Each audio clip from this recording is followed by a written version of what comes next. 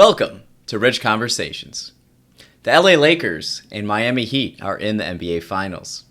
This is not what I had hoped for.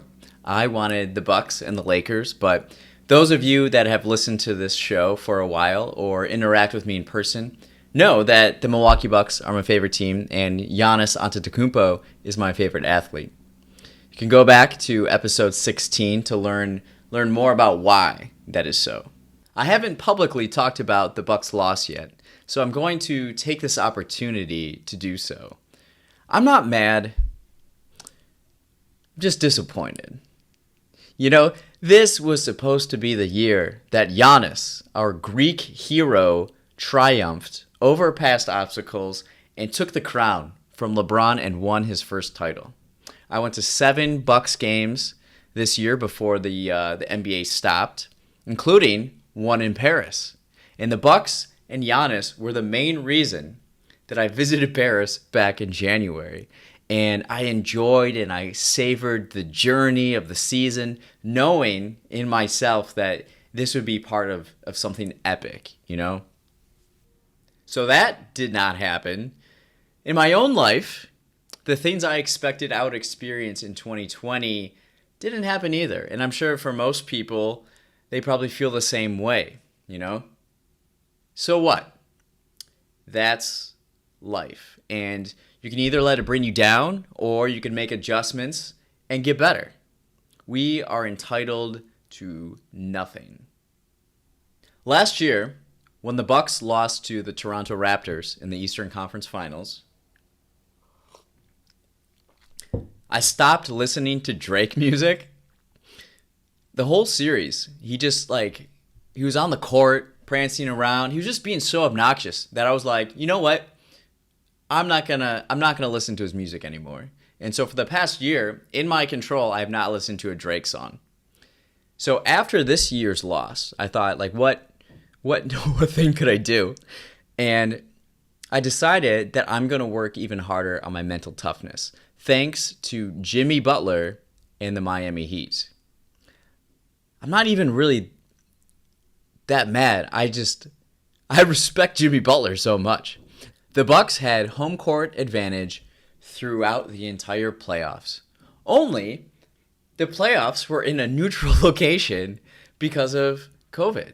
So one can certainly point to that as a reason for the Bucks' earlier than anticipated exit. But the bubble finals would be determined by a team that was the most mentally tough. And Jimmy Butler is that dude. He's mentally tough. And, you know, he scrapped his way to Marquette and then the NBA, where he embodied the grit and grind, character and attitude of Chicago as a Bull. And, you know, then he bounced around on some soft teams until landing with an organization that respects hard work ethic and an attitude that he brings. Honestly, after the Bucks loss, I haven't tuned into any NBA sports talk shows or podcasts or articles about Milwaukee. I feel like I already know what they're going to say, and it'll be like, does this mean Giannis will leave next year? National sports media is insufferable. They sacrifice integrity for clicks and ad revenue. You know, worse off, people devour their hot takes and sensationalism and, you know, just like any other media, really. And in my opinion, the media lacks values and perspective of the Midwest. It really does. A hero's journey is not easy. It's not an easy one. There's an obstacle or many obstacles that the protagonist, our hero, must overcome. Giannis is 25 years old. He's very young.